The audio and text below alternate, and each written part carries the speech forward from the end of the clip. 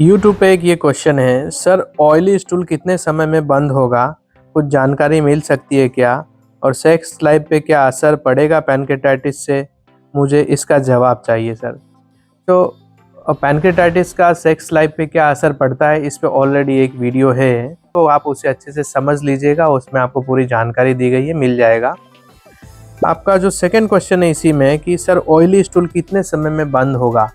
So generally oily stool अलग अलग criteria है उसका। जैसे कुछ लोगों में ऑन एंड ऑफ रहता है, डेली नहीं रहता है। कुछ लोगों में डेली रहता है। कुछ लोगों में एवरी टाइम दिन में 2 बार 3 बार 4 बार भी वो पास करने जाते हैं तो ऑयली स्टूल पास होता है। कुछ लोगों का इतना भी एडवांस केस होता है कि इवन वाइल स्लीप फ्लैचुलेंस निकलता है, उसके साथ भी थोड़ा ऑयल लीक हो जाता है। तो ऑयली स्टूल कितना इंटेंसली पेशेंट को सफ़र कर रहा है, ये इस पे आधार रखता है कि उसकी डिजीज़ कितनी हाईली एडवांस है।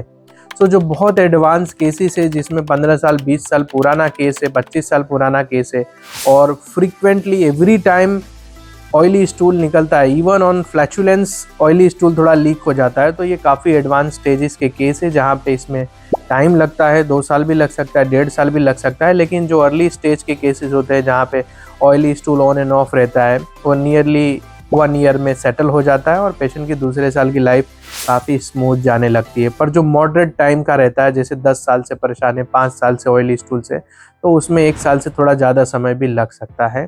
सो आपका डिजीज़ कितना एडवांस है, कितना प्रोग्रेस किया है, इस पे आधार रखेगा कि आपका ऑयली स्टूल कितने दिनों में कितना सेटल होगा।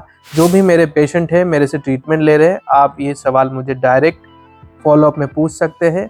आपके केस की ग्रेविटी को देख करके मैं आपको गाइड कर दूंगा और उस गाइडेंस के अकॉर्डिंग ही सारी पैटर्न चलेगी। Thank you.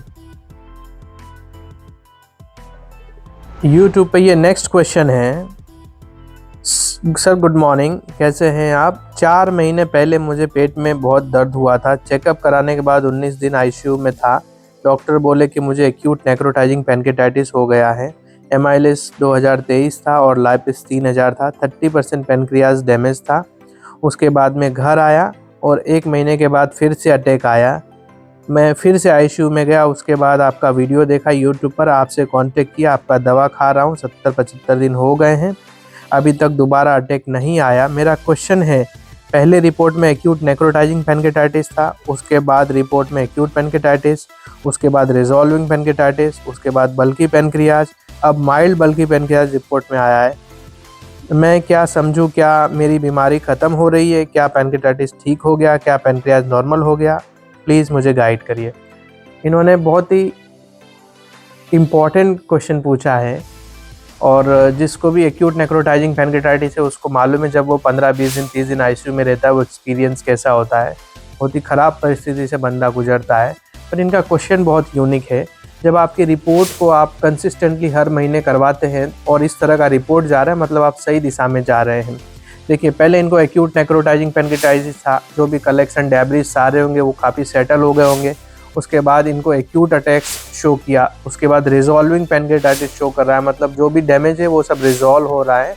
एंड उसके बाद जब आप देखेंगे थोड़ा सा इन्फ्लामेटरी कहीं कहीं चेंजेस शो कर रहा होगा। बल्की पैनक्रियाज शो किया एंड फिर दोबारा जब सोनोग्राफी कराए तो बल्क भी और कम हुआ, इन्फ्लामेशन, तो माइल्ड बल्की शो कर रहा है।